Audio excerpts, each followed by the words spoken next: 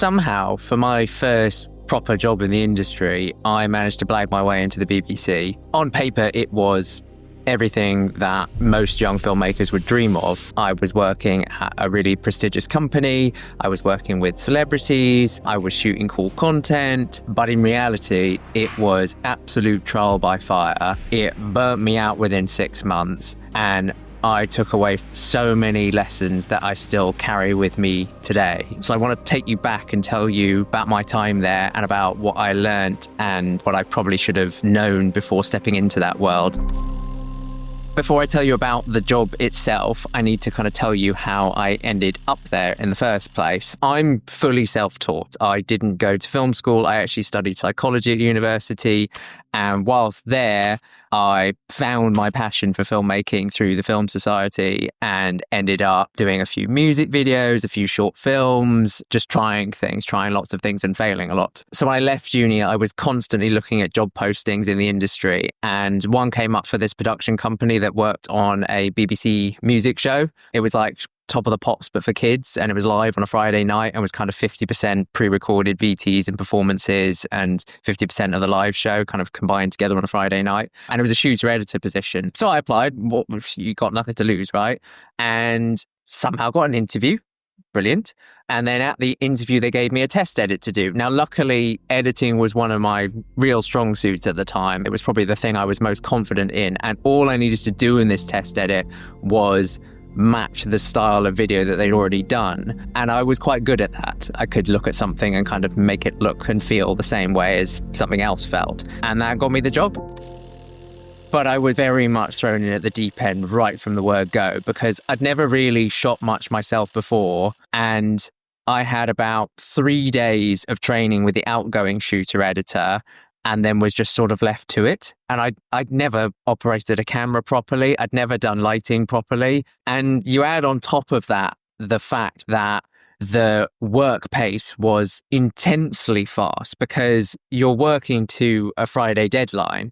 And not only that, you're working in the music world with kind of ABC tier celebrities.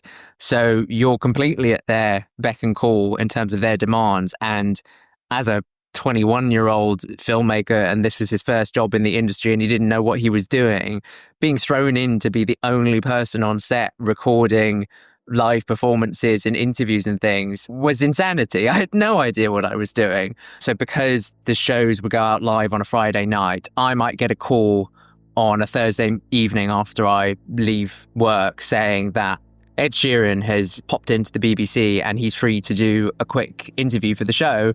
Can you come back, record it, and get it ready for the show tomorrow? So I'd have to go back into town, shoot the interview or whatever it was, performance, have it edited overnight, ready to show my producer, who, if they were happy, would then show my exec producer, who would then share it with an exec producer at the BBC, as well as the artist management, all for sign-off before it needed to go out at 4 p.m. live. And there were times where I was still making edit changes as the show had started to be recorded, and as I knew that my section was coming up for this video to be played out, I was exporting it and uploading it to the server and just praying that it didn't crash and there were no errors as the man was about to hit the button to play the thing out. So it was very intense. I actually don't think I've been as stressed or under as intense a pressure in the rest of my entire career. I was just trying my best to keep my head above water, basically. I wasn't really growing. There was no one there to mentor me or teach me. It was just kind of survival mode. So not only was there that kind of intense professional pressure and just keeping my head above water, but also the culture around me was not the best. There was definitely some bullying that went on. There was bad management kind of generally.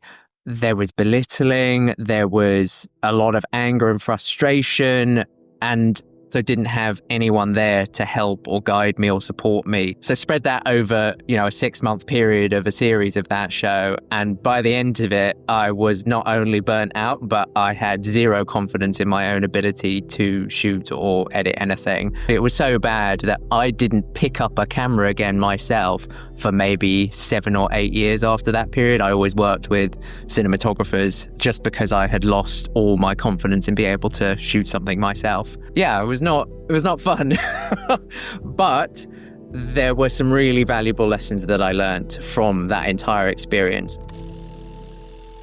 So the good stuff, my technical skills had to get good very, very fast and under a lot of pressure.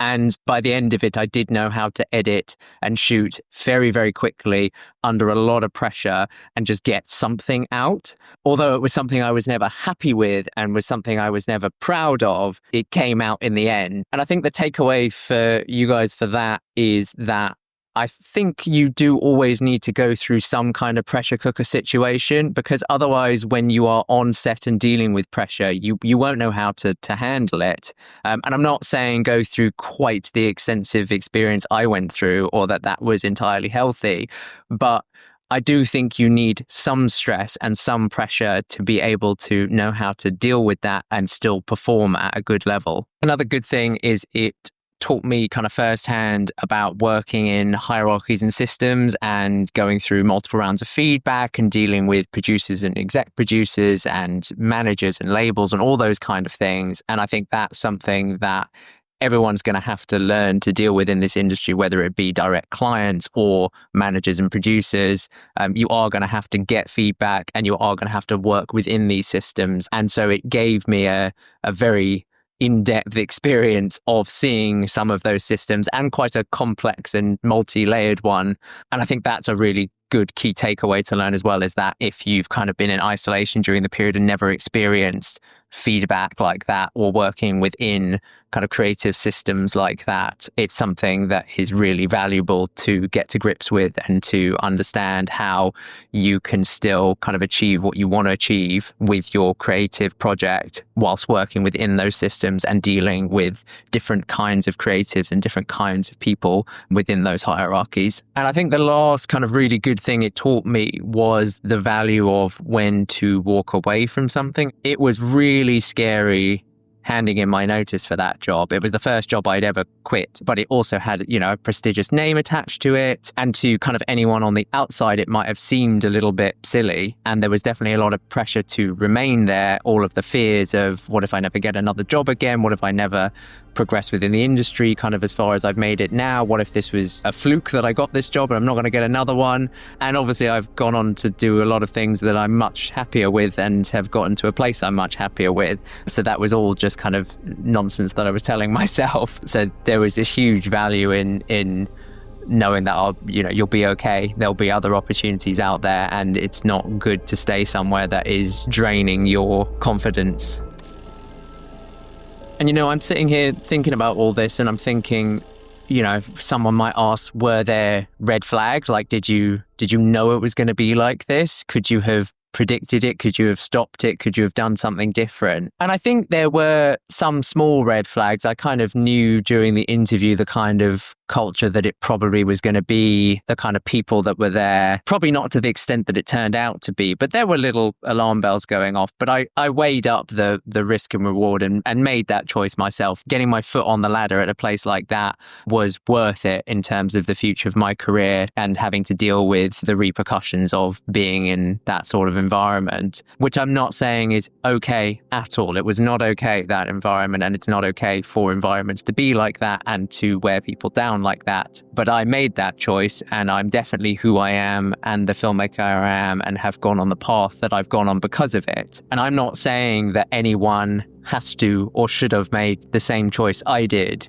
Everyone has their own path, and I think there was a lot of value gained within those first kind of 3 months, but my fault was probably staying too long there. Those extra months that I was there ground me down past the point where it was of value anymore in terms of what I picked up beforehand. The overall key takeaway is that a little bit of pressure, a little bit of stress, a little bit of learning through negative experiences is sometimes a good thing and okay, and we can't just walk around life pretending that we're never going to experience stress or negative situations. We need to go through that stuff to learn some really valuable lessons. But it's definitely just being in touch with knowing when it's time to leave something that just isn't working. So hopefully you guys have better first experiences in your first jobs in the industries than I did. But also remember, if it's not going great and you're not enjoying something and something doesn't feel right, you'll be okay. Just